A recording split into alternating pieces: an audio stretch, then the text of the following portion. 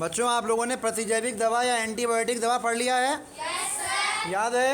Yes sir. तो बताइए, प्रतिजैविक दवा या एंटीबायोटिक दवा किसे कहते हैं? संतोष बताइए। ऐसी दवाएं जो सूक्ष्म जीवों से प्राप्त की जाती हैं और सूक्ष्म जीवों को मारने के लिए प्रयोग की जाती हैं, उन्हें प्रतिजैविक दवा या एंटीबायोटिक दवा कहते हैं। क्या आप लोगों को पता है कि एंटीबायोटिक दवाओं की खोज किसने की थी? सबसे पहली एंटीबायोटिक दवा किसने बनाई थी? अलेक्जेंडर फ्लेमिंग ने। और सबसे पहली जो एंटीबायोटिक दवा अलेक्जेंडर फ्लेमिंग ने बनाई थी, उस एंटीबायोटिक दवा का नाम क्या था? पेनिसिलिन। पेनिसिलिन।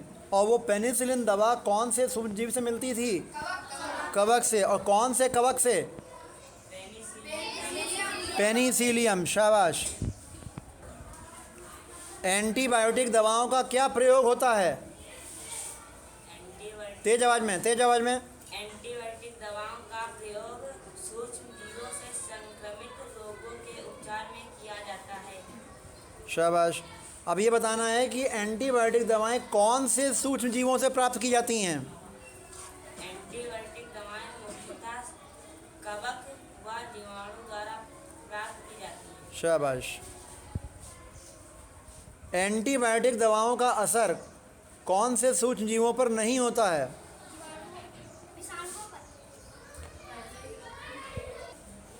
एंटीबायोटिक दवाएं क्या हर प्रकार के सूक्ष्म जीव को मार सकती हैं? आगे बताओ।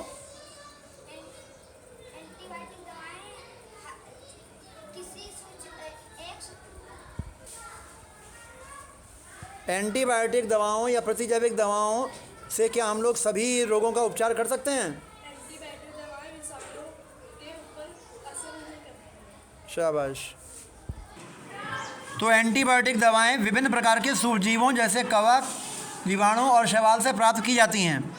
तो क्या आपको अलग अलग सूक्ष्मजीवों से प्राप्त होने वाली एंटीबायोटिक दवाओं के नाम कोई पता है? तो चलिए बताइए। कवक से प्राप्त की जाने वाली किसी एंटीबायोटिक दवा का नाम? पेनिसिलिन। शाबाश। अब बताना है, जीवाणु से प्राप्त की जाने वाली किसी प्रतिजैविक दवा या एंटीबायोटिक दवा का नाम? स्ट्रेप्टोमाइसिन। Very good. अब बताइए, शैवाल से प्राप्त की जाने वाली किसी एंटीबायोटिक दवा का नाम? कौन सी? क्लोरेलिन। शाबाश।